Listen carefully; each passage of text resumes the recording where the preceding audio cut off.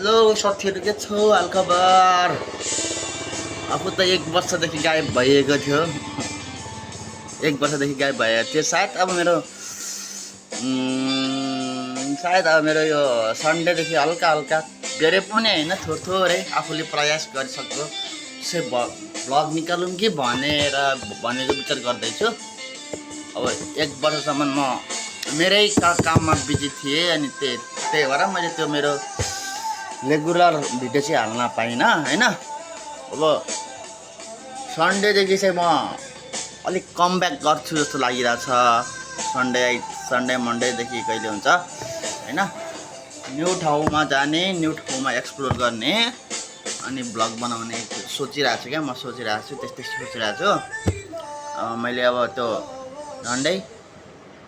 झन्डै मैले त्यस्तै मैले 1 वर्षभन्दा बढी भयो होला मैले भिडियोहरू के अपलोड नगरे यो युट्युबमा।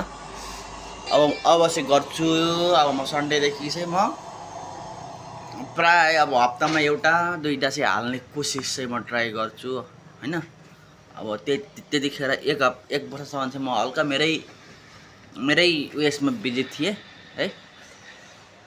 हल्का तपाईहरुलाई हल्का इन्फर्मेसन दिइरहेको हराएको भनेर सोचिरहेको होला। म कहीँ हराएको छैन। म 1 वर्षदेखि चाहिँ म आफ्नै पर्सनल काममा म बिजी थिएँ। त्यही भएर अबको म सन्डे मन्डेदेखि चाहिँ म सायद हप्तामा एउटा नभए दुईटा डेलो हाल्ने, तर अलिक राम्रो क्वालिटीमा हाल्ने भिडियो भनेर सोचिरहेको छु क्या। हजुरहरू सन्चै हुनुहुन्छ होला।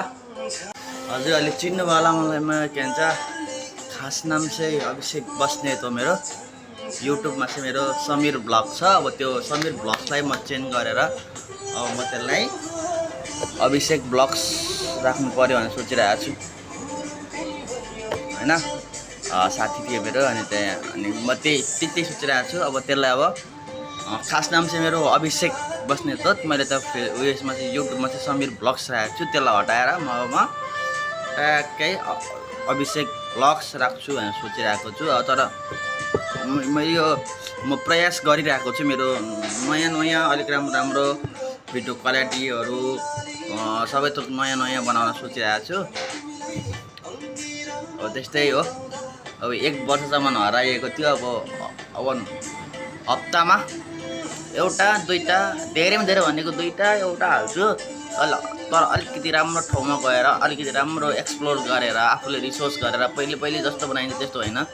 टक्क अलिकति राम्रो ठाउँमा गएर नत्र भने आफै क्रिएटिभ भिडियो हाल्ने भनेर चाहिँ सोचिरहेको छु। हस् त सन्डे मेरो ब्लग्स आउँछ, साथ दिनु होला भन्न चाहन्छु है। धन्यवाद।